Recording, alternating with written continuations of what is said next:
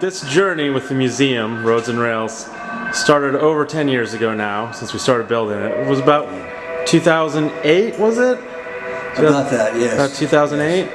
I think in 2009 we took over a warehouse. Yeah.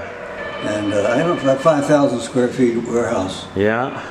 So now looking back, you know, the museum's been, we opened, when did the museum open? It was around 2009, 2011 was it? Okay.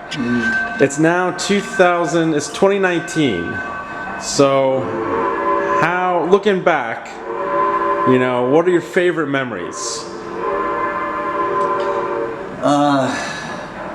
It's hard to say. So many memories. I think building it was the most fun.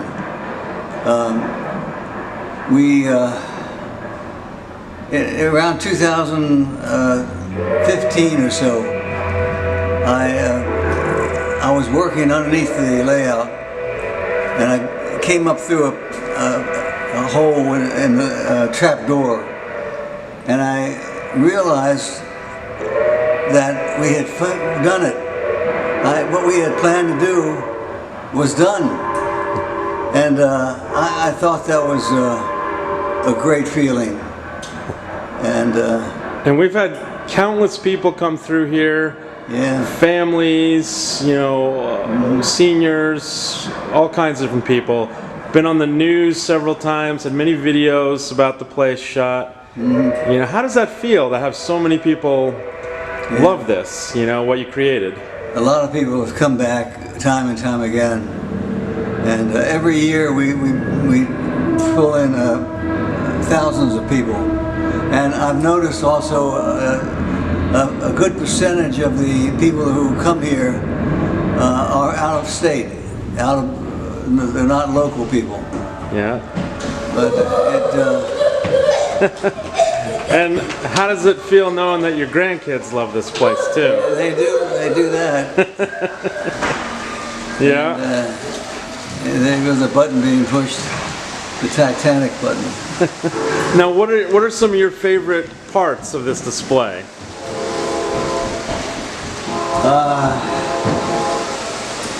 I guess the Pennsylvania station here. Yeah. That took a long time to build. Now you built that yourself. How long did that take to build? That was one winter. Every winter in the early teens, we went to Florida for the winter, and I would always assign myself a job to do, and that was one of the winters. Another winter was this trestle bridge behind you, right over here. This trestle, and that took most of the winter. Actually, that we called the Redskin building, because I built that while the Redskins were playing games. And I hope it wasn't a terrible season. Yeah, this is. If the Redskins lost the game, then at least I could tell myself that I had accomplished something. And if I can keep.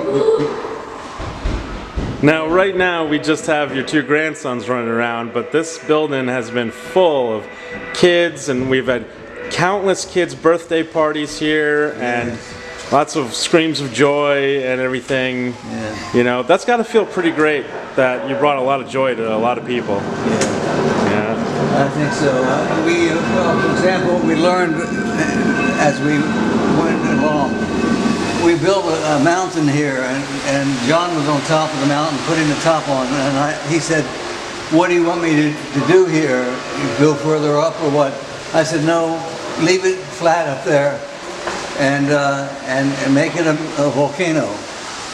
And so we made it a volcano, and we put a volcano noise sound in it. When you push a button, it'll explode and make noise. And we found out that a lot of kids don't like the noise, and so we toned it down. So, but it still is there, and it lights up, and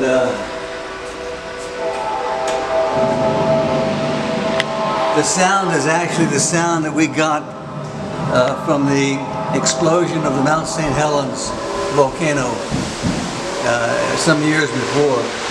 And that sound, we got it off of the internet. And so it's an actual sound of Mount St. Helens as it blew up. Now, one of the things I used to get asked the most about when I worked here was the door on the volcano. Yeah. And you glued that on there. Yeah, you know, Tell us about I've never put steps on it. I want to put the steps are there, but I got to put it up there. That's on the to-do list. The volcano, some children were worried about somebody falling down into the volcano, and I would tell them that they would just come out the back door here. So we had an answer for their problem. Yeah. Yep. We didn't want to scare anybody.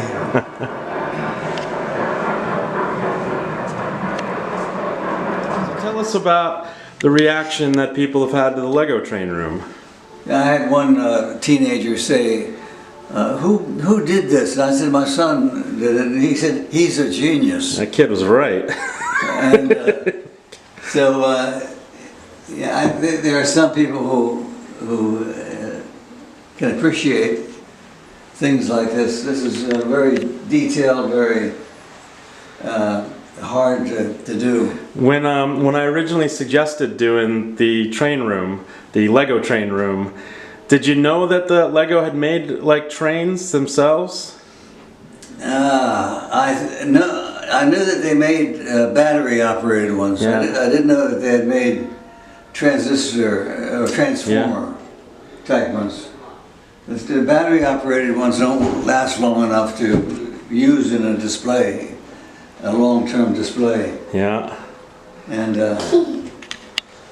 yeah, we've got, I don't know. Press the button, Patrick. How many people do you think are on this? About 1,000? Oh gosh, more than 1,000. Yeah, yeah. Yeah.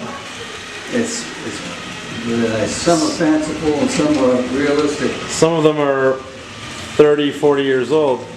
Yeah, yeah. What your favorite part of Roads and Rails Museum is. Patrick, you go first. The Lego room. The Lego room. What in the Lego room is your favorite? Robin. The Robin Hood? Okay, my favorite is all the trains in here because it looks cool when they ride them. Like Yeah. all the trains. You know when they put And do you have a favorite train in there? Or a favorite part? A favorite part is Okay. What's your favorite part? my favorite part when the guys do this. The both guys are on and they do whatever they Yeah. do. Then the train comes down like the Harry Potter train. Oh, the Gandy Dancers. Yeah. Now, you know you were the first manager of Roads and Rails when you were born. Yeah. We used to have a picture of you behind the register that said manager and you were just a baby. I know. Yeah. I used to bring you in here strapped to my chest and in a baby Bjorn, and we would run the trains together while I ran the store. Yeah. And Patrick, you had your birthday party here once before. Tell us about that. Wasn't it an awesome party? I don't remember it. Oh yeah, I remember it.